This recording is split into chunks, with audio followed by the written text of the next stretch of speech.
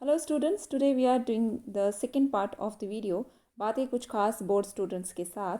तो आज हम इस वीडियो का सेकेंड पार्ट लेकर आए हैं, तो ज़रूर बने रहिएगा वीडियो के एंड तक, क्योंकि आज हम बहुत सारे पॉइंट्स, बहुत सारी बातें डिस्कस करने वाले हैं जो कि आपको जानना ज़रूरी है इस बार एग्ज़ाम देने से पहले। तो चलिए स्टार्ट करते हैं आज की वीडियो। सो स्टूडेंट्स, आज की वीडियो के जो मेन पॉइंट्स हैं, हम क्या क्या डिस्कस करने वाले हैं आज, तो वो हम एक बार देख लेते हैं। तो पहले नंबर पर हम बात करेंगे अपने सिलेबस के बारे में। तो सबसे पहले होता है सिलेबस। उसके बाद हम डिस्कस करेंगे आपकी जो वर्कशीट्स अभी तक आई हैं, आपको जो अभी तक अवेलेबल हुई हैं, उन सब की एक समरी हम डिस्कस करेंगे कि कौन से चैप्टर से कौन कौन सी वर्कशीट्स हैं। उसके बाद यूनिट वाइज जो आपके मार्क्स दिए गए हैं, जो अलॉट किए गए हैं, डिस्ट्रीब्यूशन किया गया है मार्क्स का, यूनिट वाइज मार्क्स हम डिस्कस करेंगे। उसके बाद आती है आपकी मार्किंग स्कीम। इस बार की मार्किंग स्कीम को एक बार डिस्कस करते हैं। और फिर पेपर का पैटर्न मैं आपको एग्जाम्पल के साथ बताने वाली हूँ कि पैटर्न जो है एग्ज़ाम में आपके पेपर का वो कैसे होने वाला है, न्यू पैटर्न क्या है। ओके। उसके बाद हम बात करेंगे इंटरनल असेसमेंट के जो मार्क्स हैं वो किस तरीके से डिस्ट्रीब्यूट किए गए हैं, यानी कि आपके जो 100 मार्क्स हैं वो 80+20 हैं, वो किस प्रकार से डिस्ट्रीब्यूटेड हैं। और भी बहुत सारी इंपॉर्टेंट बातें हम बीच बीच में डिस्कस करेंगे, तो वीडियो के एंड तक बने रहें। चलिए स्टार्ट करते हैं आज की वीडियो। तो सबसे पहले देख लेते हैं कि जो हमारा साइंस का सिलेबस है, इसके लिए मैंने एक सेपरेट वीडियो भी आपके लिए अपलोड की गई है, उसको आप देख सकते हैं चैनल पर।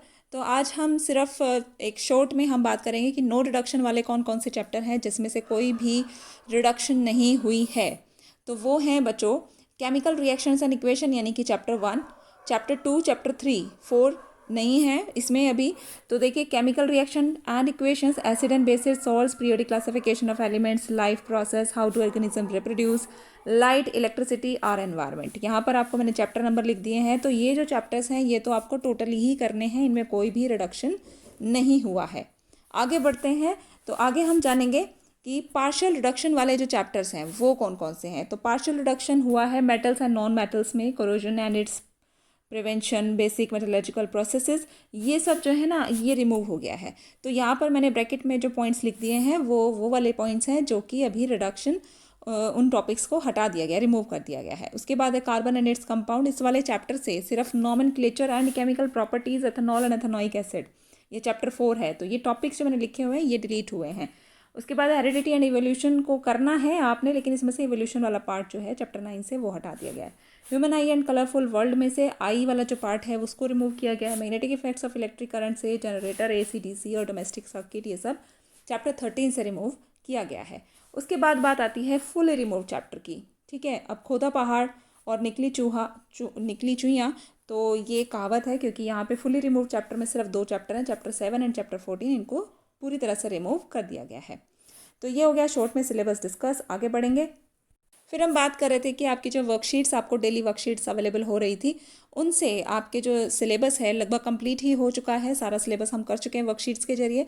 तो मैं आपको बता देती हूँ एक समरी कि आपकी कौन कौन सी जो वर्कशीट्स हैं वो इन चैप्टर्स के साथ कंप्लीट हो गई हैं। ठीक है, जैसे कि आप देख पा रहे होंगे कि जो चैप्टर 1 है वहाँ से आपको मिली हैं वर्कशीट नंबर 1 to 6 तक आपका चैप्टर 1 रहेगा। उसके बाद 7 to 15 आपका चैप्टर नंबर 2 रहेगा।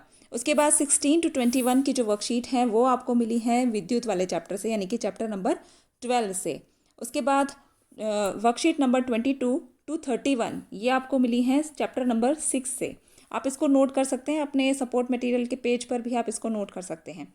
तो आप इसको सीधे सीधे नोट ही करते चले जाएं। अपने पहला पेज निकाल लीजिए बुक का और वीडियो को पॉज करके आप ले आइए तुरंत और फिर लिख डालिए, या फिर अपने किसी भी नॉर्मल पेपर पर, जो मैंने आपको पिछली वीडियो में बताया था कि जो कॉमन कॉपी होगी आपके आसपास, पेन होगा ज़रूर, तो उसको आप उठा लीजिए और फटाफट से नोट डाउन कीजिए। उसके बाद आती है वर्कशीट नंबर 32 to 36। ये है आपकी चैप्टर नंबर 3 से।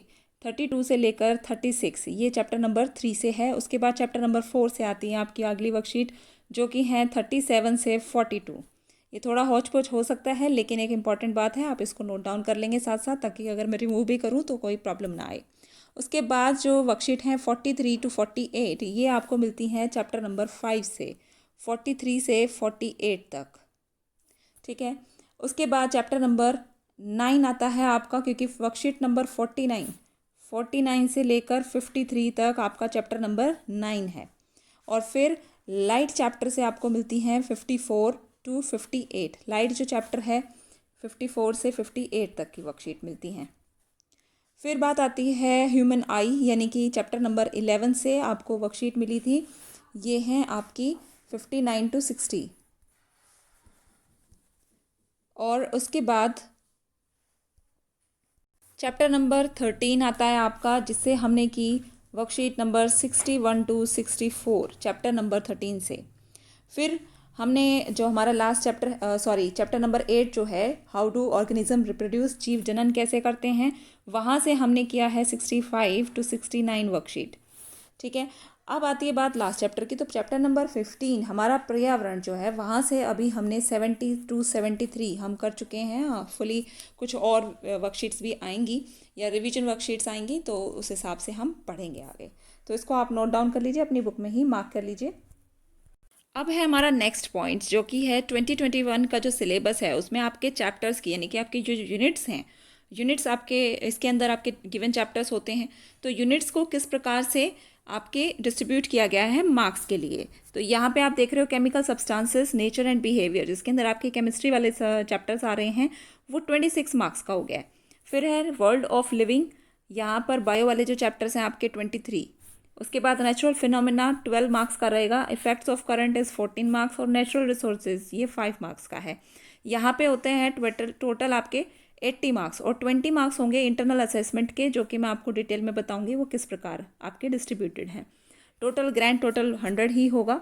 अब आगे देखेंगे तो आगे है आपकी मार्किंग स्कीम। मार्किंग स्कीम में आपको पता चलेगा कि आपके पेपर में, आपके क्वेश्चन पेपर में कितने क्वेश्चन से लेकर कितने क्वेश्चन तक कितने मार्क्स के हैं। और ये वही पॉइंट मैं डिस्कस कर रही हूँ जो कि आप मिस कर देते हो हर बार। जब भी आपके हाथ में क्वेश्चन पेपर आता है, आप उसका फर्स्ट पेज जो होता है उसको ध्यान से नहीं पढ़ते, जहाँ पे गिवन होता है कि आपका कौन सा क्वेश्चन कितने मार्क्स का है और कहाँ से लेकर कहाँ तक जो है मार्क्स का डिस्ट्रीब्यूशन किया गया है। तो इसको एक बार सुन लो, आपको ध्यान रहेगा जब आप क्वेश्चन पेपर उठाओगे एग्ज़ाम के टाइम पे, तो हेल्पफुल रहेगा। तो यहाँ पे आपका पेपर जो है वो 4 सेक्शन में डिवाइडेड होगा। Section A, B, C and D. Section A में क्वेश्चन नंबर 1 to 20 होंगे, जो कि MCQ, VSA और असर्शन रीज़न वाले क्वेश्चंस आते हैं, और वहाँ पे 1 मार्क ईच होता है, यानी कि हर एक क्वेश्चन जो है वो 1 नंबर का होता है, और टोटल जो है इसका बनता है 32। यहाँ पे एक बड़ा सा क्वेश्चन मार्क आएगा अगर आप ध्यान से वीडियो को सुन रहे हैं तो 1 से लेकर 20 यानी कि 20 क्वेश्चन और 32 मार्क्स कैसे हो सकते हैं, तो इसके लिए मैं आपको सब बता देती हूँ अभी। पहले हम नीचे वाले क्वेश्चंस को देख लेते हैं कि 21 to 26 पार्ट बी में आते हैं, जो कि आपके स्मॉल आंसर्स क्वेश्चन होते हैं, शॉर्ट आंसर। 30 to 35 वर्ड में आंसर करना होता है, 2 मार्क ईच होते हैं, और टोटल मार्क्स हो गए 12, क्योंकि 6 क्वेश्चन हुए। फिर पार्ट सी में 27 to 33 शॉर्ट आंसर क्वेश्चन होते हैं, 50 to 80 वर्ड्स के होते हैं, लेकिन तो ये होते हैं आपके 3 मार्क ईच के, यानी कि हर एक क्वेश्चन 3 नंबर का होगा।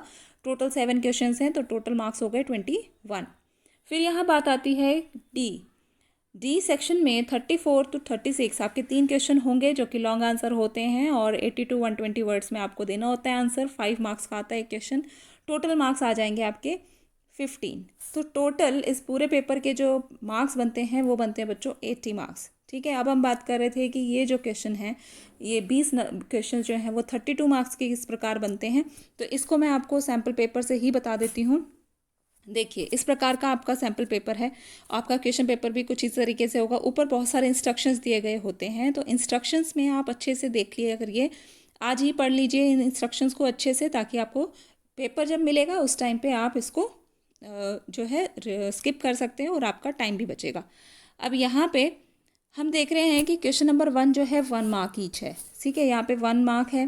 क्वेश्चन नंबर 2 1 मार्क है। ये MCQ हो सकते हैं, ठीक है, या फिर आपसे एक 1 वर्ड क्वेश्चन 1 वर्ड आंसर भी पूछा जा सकता है। तो ये 1 मार्क के हैं। उसके बाद हम बात कर रहे थे कि 13 क्वेश्चन तक जो हैं ये सभी 1 मार्क के हैं। ये सिंपल बात है। एक और इम्पोर्टेंट बात ये है कि जब भी आपको क्वेश्चन पेपर देखना है, तो वहाँ पे आप देखेंगे कि और लिखा है या अथवा लिखा है। उसका मतलब क्या होता है कि आपको यहाँ चॉइस मिली है। आप इन दोनों क्वेश्चंस में से कोई एक क्वेश्चन कर सकते हैं जो आपको सबसे ज़्यादा अच्छी तरीके से आता है। तो जिसमें आप बेस्ट आंसर लिख सकते हो अपना, उस क्वेश्चन को अटैम्प्ट कीजिए। दोनों करने का बिल्कुल भी ज़रूरत नहीं है, क्योंकि आपको दोनों क्वेश्चन यहाँ पर करने की मार्क्स नहीं मिलेंगे। तो अगर और या अथवा आपको चॉइस दी गई है किन्हीं 2 क्वेश्चंस में, तो उनमें से आपने सिर्फ एक ही क्वेश्चन करना है। अब आगे बात अगले क्वेश्चन की। तो क्वेश्चन नंबर जो 14 है, वो होता है बच्चों असर्शन रीज़न का। उसमें कुछ इस प्रकार के क्वेश्चन आते हैं जिसको हम अभी इस सीरीज़ में ही आगे करने वाले हैं कि किस किस तरह के क्वेश्चंस बन सकते हैं, इस टाइप के डायग्राम में किस प्रकार के क्वेश्चन बन सकते हैं, या लॉन्ग आंसर में किस प्रकार के क्वेश्चन आते हैं। तो ये सारी चीज़ें हम इस सीरीज़ में ही डिस्कस करने वाले हैं आगे की वीडियोज़ में। आज की वीडियोज़ में नहीं होगा ये इंक्लूड, लंबी हो जाती है वीडियो। तो अब आगे देखो, क्वेश्चन नंबर 14 क्या कहता है। अब यहाँ पर इन्होंने 1 मार्क का दिया हुआ है, 15 भी 1 का है, 16 भी, यानी कि 16 तक आपको एक एक नंबर के सारे प्रश्न मिलते हैं। जब 17वें प्रश्न की बात करते हैं, वहाँ पर आपसे कहा गया है कि आपको इस पैराग्राफ के बाद 4 क्वेश्चंस मिलेंगे। उन चारों में से आपको 4 करके आपको 4 का सेट मिलता है। ठीक है, तो इनमें से कोई एक आप अटेम्प्ट कर सकते हो। जैसे कि इस क्वेश्चन में देखिए, ये क्वेश्चन नंबर 17 जो है, यहाँ पर आपको 1 into 4 लिखा हो, यानी कि एक क्वेश्चन 1 मार्क का है, यानी कि टोटल जो है 17 क्वेश्चन में से आपको 4 मार्क्स मिल रहे हैं। अब यहाँ पे 17 का फर्स्ट पार्ट है, तो इसमें से अगर आपको ये बेस्ट आता है तो आप इसको करिए, ठीक है। या फिर इससे अगला प्रश्न, इसमें अगला प्रश्न ये वाला दे रखा है 17-2, 17-3, 17-4 और 17-5। तो यहाँ पे आपको 5 क्वेश्चन दिए गए हैं 17 क्वेश्चन के अंदर ही। पैराग्राफ पढ़िए पहले तो, फिर उसके अंदर आपको 5 प्रश्न दिए गए हैं। उन 5 प्रश्न में से आपको कितने प्रश्न करने होंगे? 4 प्रश्न करने होंगे। तो अगर आप 4 प्रश्न ठीक से कर लेते हो तो उसको जो है आपको वो 1 नंबर प्रोवाइड करता है। और अगर आप इसमें से ये second part, third part, fourth part, fifth part, ये 4 क्वेश्चन अटैम्प्ट करते हो, फर्स्ट को छोड़ देते हो, वो आपको आंसर क्लियर नहीं पता है, तो आपको यहाँ से 4 नंबर मिलते हैं। ठीक है, तो एक क्वेश्चन 1 मार्क का हो गया। यहाँ पर 17 में आपको 5 क्वेश्चन जो दे रखे थे उनमें से आपको एक ही जो है चॉइस मिलेगी और 4 क्वेश्चंस आपको अटैम्प्ट करने हैं। देखो, इसी प्रकार हम क्या कर लेते हैं, अगला क्वेश्चन भी देख लेते हैं ताकि आपको और क्लियर हो जाए। क्वेश्चन नंबर 18 को देखिए। क्वेश्चन नंबर 18 में आपसे कहा गया है कि ये read the following and answer any 4 questions from 18 first to 18 5। इसको पैराग्राफ को रीड कर लीजिए आप पहले तो, फिर आपको नीचे दिए गए हैं 1 2 3 4 5 प्रश्न। 18वें प्रश्न के ही पार्ट्स हैं, जो कि इन 5 प्रश्न में से आप कोई 4 करेक्ट करिए, यानी कि आपको कोई भी 4 अटेम्प्ट करने हैं जो आपको बिल्कुल अच्छे से पता हो आंसर यही होगा इसका। तो सपोज आपने कर लिया इसको अटैम्प्ट, इसको छोड़ दिया, इसको अटैम्प्ट कर लिया, तो आपके कितने पॉइंट्स हो गए? यहाँ पर आपको 4 नंबर मिल रहे हैं। ठीक है, तो 18वें प्रश्न से भी आपको 4 नंबर मिल रहे हैं। 17वें प्रश्न से भी आपको 4 नंबर मिले थे, क्योंकि आपने एक एक नंबर के 4 सवाल अटैम्प्ट किए थे 5 में से। फिर 18वें में से भी आपको 4 मिलते हैं, फिर 19 वाले में से 4 मिलते हैं, और 20 वाले में से भी इसी प्रकार। यानी कि ये जो 17, 18, 19 और 20, ये जो चारों प्रश्न होंगे वो आपको इस प्रकार से मिलेंगे, आपको 4-4 नंबर के।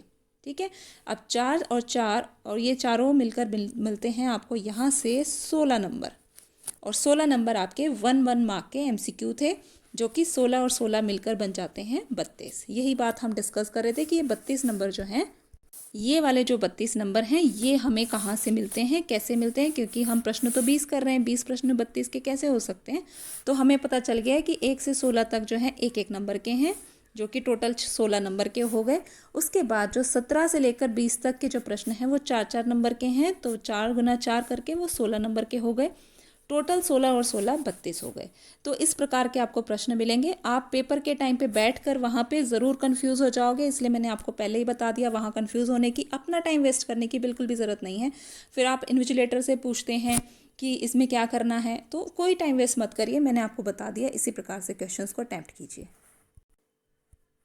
तो बात कर ली 80 मार्क्स की। अब जो बचते हैं 100 में से 80 माइनस करके 20 मार्क्स। अब ये 20 मार्क्स कैसे डिस्ट्रीब्यूट होंगे?